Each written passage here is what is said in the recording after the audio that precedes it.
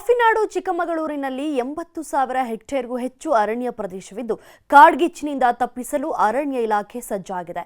ಮುಂಜಾಗ್ರತಾ ಕ್ರಮವಾಗಿ ರಕ್ಷಣಾ ಚಟುವಟಿಕೆಗಳನ್ನು ಕೈಗೊಳ್ಳುವ ಮೂಲಕ ಅಲರ್ಟ್ ಆಗಿದೆ.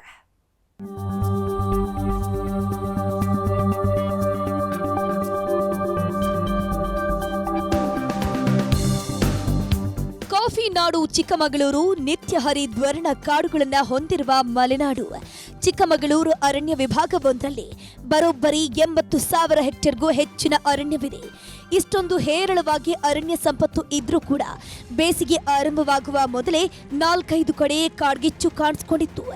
100 ಎಕರೆ ಅರಣ್ಯ ಪ್ರದೇಶದಲ್ಲಿದ್ದ ಸಸ್ಯ ಸಂಪತ್ತು ಸೇರಿ ಅಪರೂಪದ ಗಿಡ ಮೂಲಿಕೆಗಳೆಲ್ಲವೂ ಸುಟ್ಟು ಭಸ್ಮವಾಗಿದ್ವು. ಇದೀಗ ಎಚ್ಚೆತ್ತುಕೊಂಡ ಅರಣ್ಯ ಇಲಾಖೆ ಮುಂಜಾಗ್ರತಾ ಕ್ರಮಗಳನ್ನು ಕೈಗೊಳ್ಳುವ ಮೂಲಕ ಅಲರ್ಟ್ ಆಗಿದೆ. ನಮ್ಮ ಮುನ್ನೆಚ್ಚರಿಕೆ ಕ್ರಮಗಳಾಗಿ ಏನು ನಾವು ಕ್ರಮ ವಹಿಸಬೇಕಾಗಿತ್ತು ಆ ಪ್ರಕಾರವಾಗಿ ಬೆಂಕಿ ಪಥಗಳನ್ನು ನಾವು ನಿರ್ಮಾಣ ಮಾಡಿದ್ದೀವಿ ಮತ್ತು ಹಳೆಯ ಬೆಂಕಿ ಪಥಗಳನ್ನು ನಿರ್ವಹಣೆಯನ್ನು ಮಾಡ್ತಾ ಇದ್ದೀವಿ. ಜೊತೆಗೆ ಬೆಂಕಿ ಬೀಳದಂತೆ ಎಚ್ಚರ ವಹಿಸೋದಕ್ಕೆ ನಾವು ಸಿಬ್ಬಂದಿಯನ್ನು ನಿಯೋಜನೆ ಮಾಡಿಕೊಂಡು ನಮ್ಮ ಕಾಯಂ ಸಿಬ್ಬಂದಿಗೆ ಮತ್ತು ಈ ಸೀಸನ್ನಲ್ಲಿ ನಾವು ಎಂಗೇಜ್ ಮಾಡೋಂಥ ಫೈರ್ ವಾಚರ್ಸ್ಗೆ ಕೂಡ ನಾವು ತರಬೇತಿ ಕಾರ್ಯಕ್ರಮವನ್ನು ನೀಡಿ ಅಗ್ನಿಶಾಮಕ ಇಲಾಖೆಯ ಸಿಬ್ಬಂದಿ ವರ್ಗದವರ ಕಡೆಯಿಂದ ಅವರಿಗೆ ತರಬೇತಿಯನ್ನು ಕೊಡಿಸಿ ಎಲ್ಲರೂ ಈಗ ಕ್ಷೇತ್ರ ಮಟ್ಟದಲ್ಲಿ ಕೆಲಸ ಮಾಡ್ತಾ ಇದ್ದಾರೆ.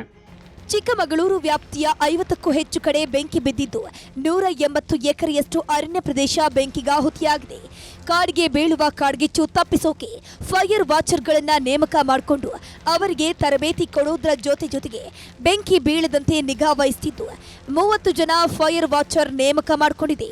ಜೊತೆಗೆ ಎಡಿಸಿ ಕ್ಯಾಂಪ್ನಲ್ಲಿರುವ 14 ಮಂದಿಯ ಜೊತೆಗೆ ಅತಿ ತುರ್ತು ಸಂದರ್ಭದಲ್ಲಿ ಇಟಿಎಫ್ ಸಿಬ್ಬಂದಿಯನ್ನ ಬಳಸಿಕೊಳ್ಳಲಾಗ್ತಿದೆ ಅಂತ ಹೇಳಿದ್ರು.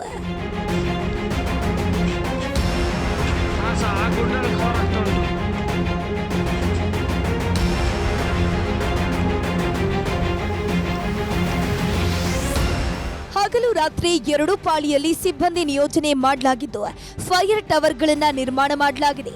ಇದರ ಹೊರತಾಗಿ ಕಾಡಿಗೆ ಬೆಂಕಿ ಕೊಡೋದ್ರಿಂದ ನಮಗೆ ಒಳ್ಳೆಯದಾಗುತ್ತೆ ಎಂಬ ನಂಬಿಕೆಯಿಂದಾಗಿ ಅಲ್ಲಲ್ಲಿ ಬೆಂಕಿ ಹಾಕುವ ಪ್ರಕರಣಗಳು ಕಾಣಿಸಿಕೊಳ್ತಿದ್ದು ಬೀದಿ ನಾಟಕಗಳ ಮೂಲಕ ಜನರಿಗೆ ಶಾಲಾ ಕಾಲೇಜು ಸೇರಿದಂತೆ ವಿವಿಧ ಸಂಸ್ಥೆಗಳಲ್ಲಿಯೂ ಅರಿವು ಮೂಡಿಸುವಂತಹ ಕೆಲಸ ಮಾಡಲಾಗಿದೆ.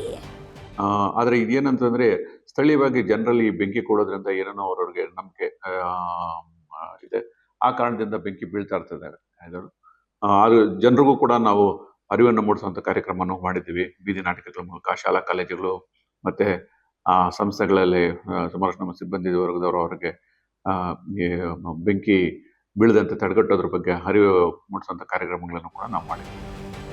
ಬೇಸಿಗೆ ಆರಂಭಕ್ಕೂ ಮೊದಲೇ ಕಾಡಲ್ಲಿ ಬೆಂಕಿ ಕಾಣಿಸಿಕೊಳ್ತಿದ್ದಂತೆ ಅರಣ್ಯ ಇಲಾಖೆ ಎಚ್ಚೆತ್ತುಕೊಂಡು ಮುಂಜಾಗ್ರತಾ ಕ್ರಮಗಳನ್ನು ಕೈಗೊಂಡಿದೆ.